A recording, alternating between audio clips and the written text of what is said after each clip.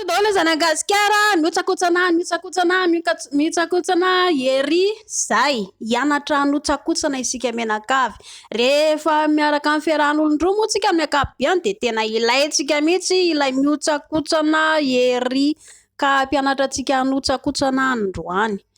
Ny antsika moa zany le ahotsakotsantsika matetika de ilay forotsilataka foana miotsakotsana any zany. De ny olana aveo tsy mahazo tsirony ny vehivavy satria voadangitra fotsiny de miditra ny entana de akanjo ny vehivavy nefa mbola tsy ao anatin'ilay mando de mampalahelo tsy mahazo tsirony. Ka ny torohevitra atoroko antsika androany de hianatra hanotsana antsika ato anatin'ny mba ahazoantsika tsirony zany ho an'ny lahy sy ny vavy.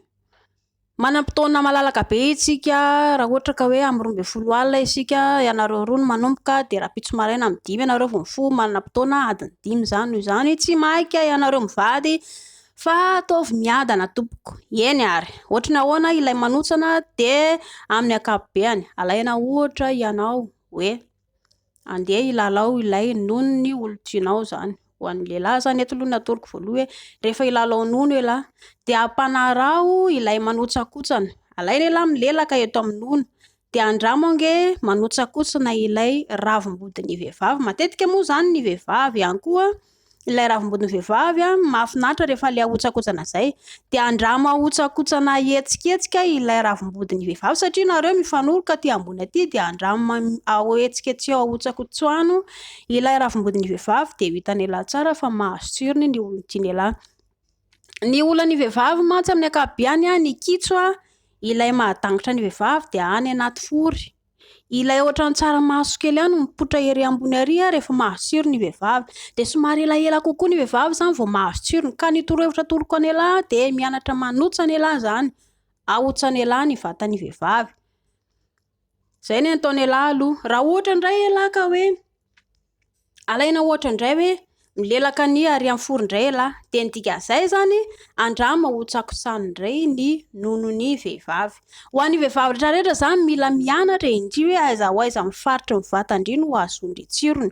Samy manana ny faritra ahazoany tsirony mantsy ny vehivavy. Misy ohatra hoe ambanivohitra, eto amin'ny tenda, ato amin'ny sofina de manarak'izay koa ny eto amin'ny valahana, ny elakelapesy sy ny ambanin'ny tongotra rehetrarehetra iny ka samy manana. Mila mahafantatra izay indri ny vehivavy rehetrarehetra de resahindry amin'ny ramose. Noho izany ny anjaran'ny lehilahy zany aveo rehefa fantatry ny lehilahy ireo faritra rehetrarehetra hoe mahataitra ny vehivavy de manotsakotsana ireny vatana mahataitra ny vehivavy ireny nataony lehilahy de amin'izay mahazo tsirony ny vehivavy. Ao ve?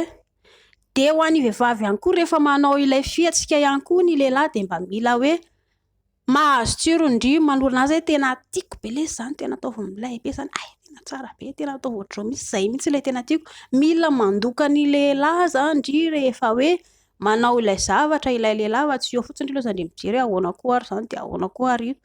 De raha ohatra indry ka zay fotsiny nataondry eo de lasa na lehilahy ny ohatrany leo satria tsy indry hitany hoe tsy mahazo tsirony. Ianareo anankiroa niaraka hiasa ao de zay mila zany ianareo anankiroa mifameno mianatra indri hoe aiza mifaritry ny vatandry no ahazoandry tsirony de aveo ny lehilahy miezaka ny lehilahy manotsakotsana ilay faritra ahazoany vehivavy tsirony de mahazo tsirony ny vehivavy. Ao ve mahazo toa?